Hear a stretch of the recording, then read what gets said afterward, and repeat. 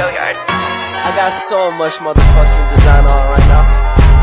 Break it down, bring it back, make it clap. I got 3 old thoughts, new block, where that day. Bitches on my line, and you know. Mekanisme pasar dalam Islam. Mekanisme pasar berdasarkan hadis adalah bahwa adanya kebebasan pasar dalam menentukan harga. Harga bergantung pada pasar. Walaupun demikian, Islam tidak menganut harga berdasarkan pasar secara bebas. Islam akan melakukan intervensi ketika terjadi monopoli harga di pasar.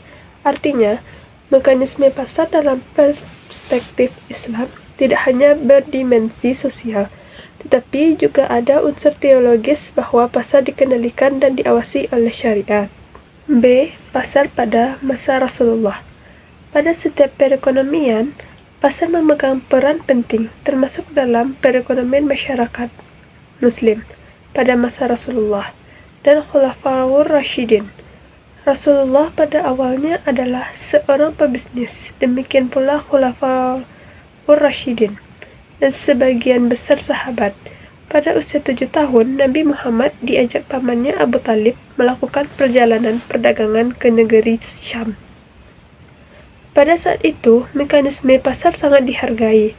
Rasulullah SAW menolak untuk membuat kebijakan penetapan harga, manakala tingkat harga di Madinah tiba-tiba naik. Selama kenaikan terjadi karena kekuatan permintaan dan penawaran yang murni, yang tidak disertai dengan dorongan monopolistik dan monopolistik.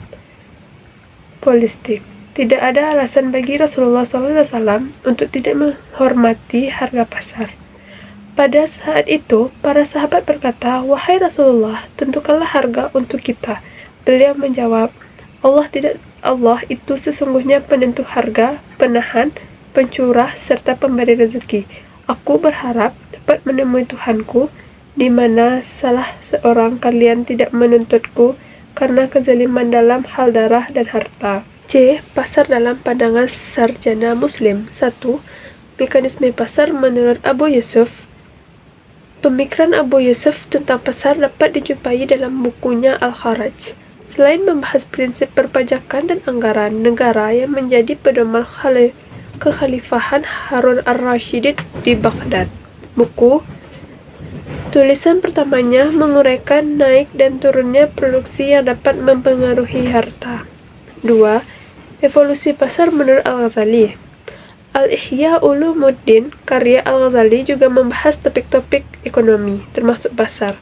Dalam magnum opusnya, ia membicarakan barter dan permasalahannya pentingnya aktivitas perdagangan dan evolusi terjadi pasar, termasuk bekerjanya kekuatan permintaan dan penawaran dalam memengaruhi harta. Al-Ghazali menyadari kesulitan yang timbul akibat barter yang dalam istilah ekonomi modern disebut double coincidence, dan karena itu diperlukan suatu pasar.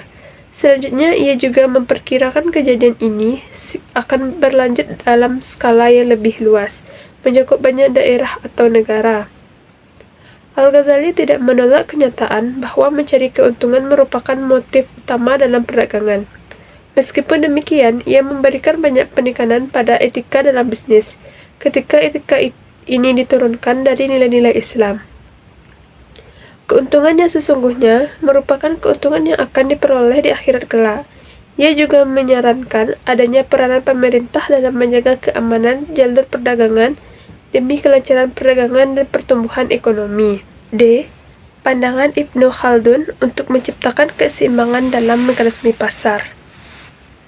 Dalam pemikiran Ibnu Khaldun sendiri tentang mekanisme pasar, beliau berpendapat dan mengemukakan menggunakan teori permintaan dan penawaran untuk menjaga keseimbangan pasar itu sendiri baik dalam lingkup internal dan eksternal.